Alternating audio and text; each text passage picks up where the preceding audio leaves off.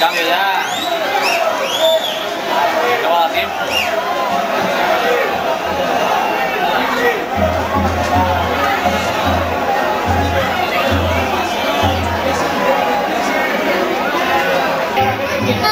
Extremadura Unión Deportiva realiza y espera y mucho contenido. En la ciudad de Terreno de Juego, el número 4 de Vicente,